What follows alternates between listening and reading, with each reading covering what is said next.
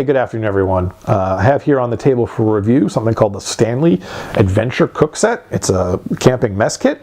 It's made by Stanley, the same folks who make tape measures and also make a line of thermoses. And so I guess this is an offshoot from that business.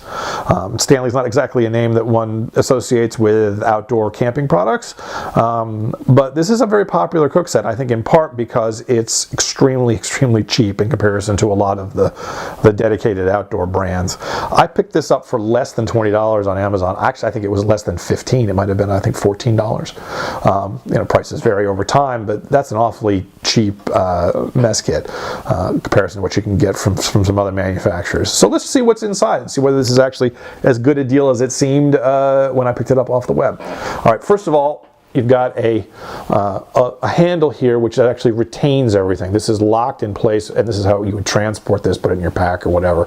And it's not going anywhere. So that's solidly attached. But then when it's time to cook, you flip this up and then click, it locks into place in sort of the extended way.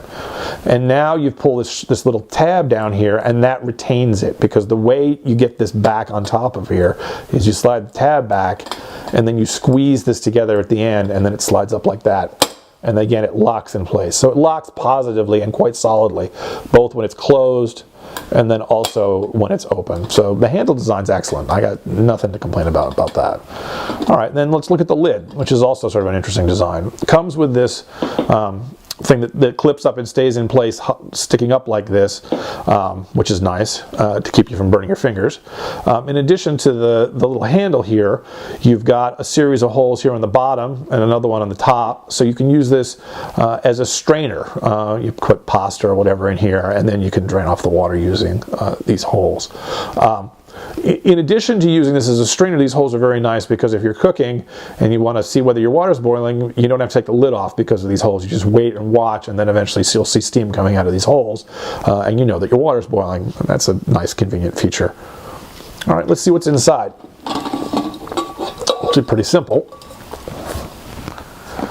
You get these two green plastic cups.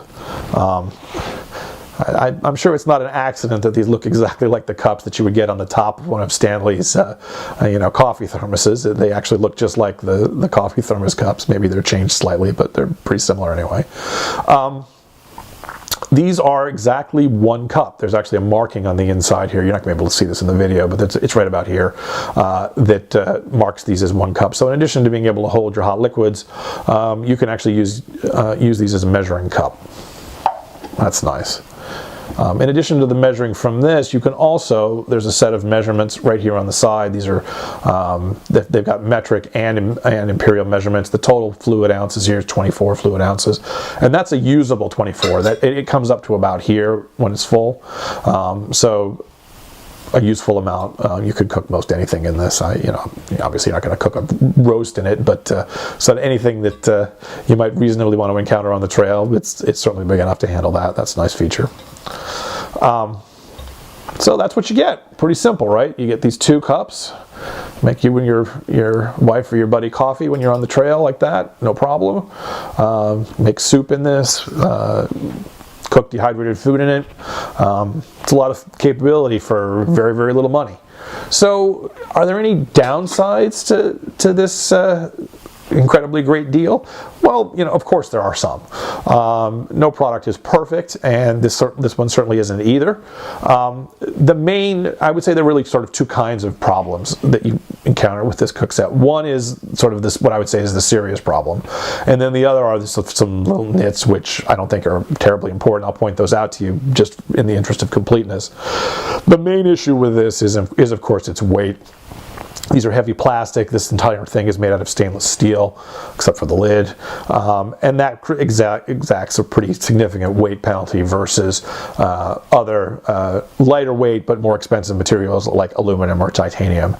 You can get a kit that does pretty much what this does and weighs considerably less if you're willing to spend a lot more money.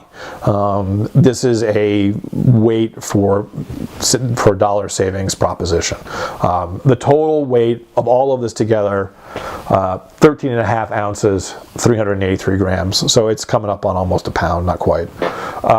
Weight of just this cook set, if you were going to say, I'll just leave these green things at home, I have something else, or I'll just eat out of the pot to save the weight. Yeah, you could do that, and actually you save quite a bit of weight. This is then it becomes 7.7 ounces, 217 grams. And if you want to take one of these, well, that penalty is 2.9 ounces or 83 grams. So yeah, there are clearly some lighter weight options out there, but they're not going to cost any $15, that's for sure. What else is sort of wrong with this? Now we're down to sort of little nit things as opposed to things which I think are serious. One is, of course, these are just the thermos type cups, and so there's no lid on this. In very cold weather, your coffee's going to get cold more quickly. On the other hand, they don't hold a lot of liquid to begin with, and so maybe that's not a big deal. But if you're going to use this a lot in really, really cold weather, and you're one of those people who likes to sip their coffee instead of drinking it all in big gulps, you might want a cup that's insulated a little bit better and has a lid. I don't like the fact that there's no sort of pour lip on either side of this. It would be much nicer if there was one. Again, this works, it's fine, I've used it that way and it's absolutely fine. The design of this lid, which is very clever for cooking on a stove, not so great if you wanted to cook on the fire. There's sort of two problems. One is you've now all these holes, which are very handy for straining, become a disadvantage because they're going to let soot and so forth come into your food. I mean, not a huge amount, there are not a lot of holes, but this isn't sort of an ideal thing to sort of stick right in the coals with ash and soot going everywhere, and there's little holes to let some of it back into your food. More importantly, if you were to throw this into the fire, this thing would almost certainly melt.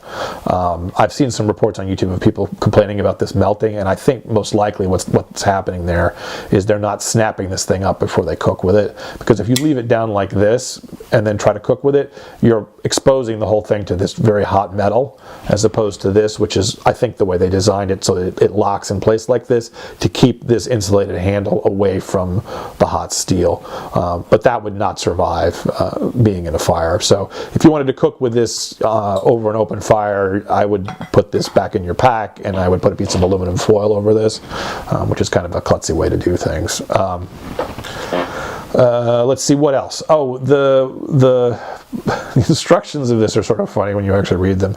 It's advertised as being a dishwasher safe product in the sense that I guess it's not going to fall apart immediately if you run it into the dishwasher. However, they say in the instructions when you get it home that that running this through the dishwasher will, quote, prematurely age the product.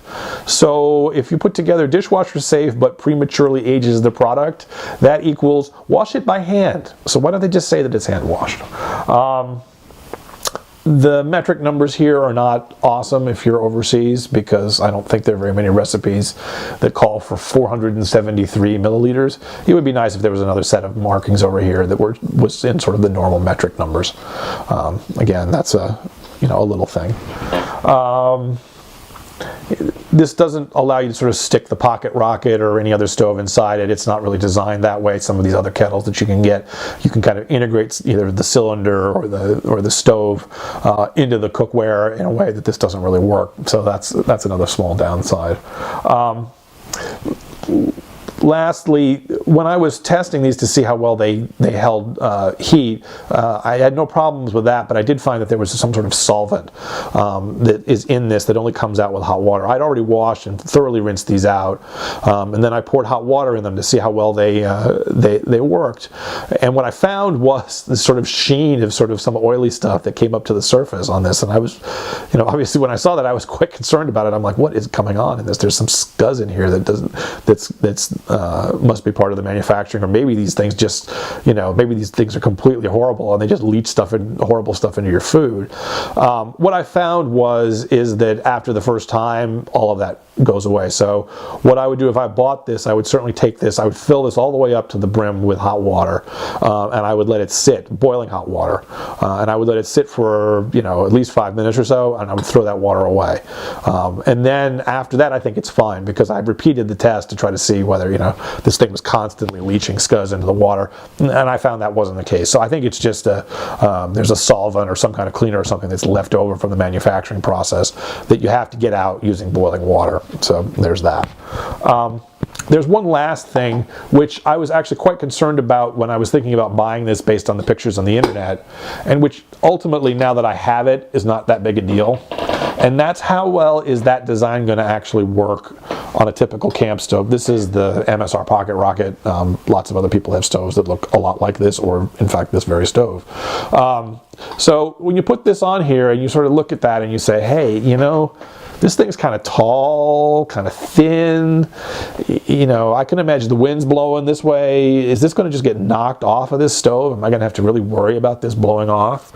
And when I first put it on with nothing in it, it was just empty, I was like, yeah, maybe this is going to be a problem.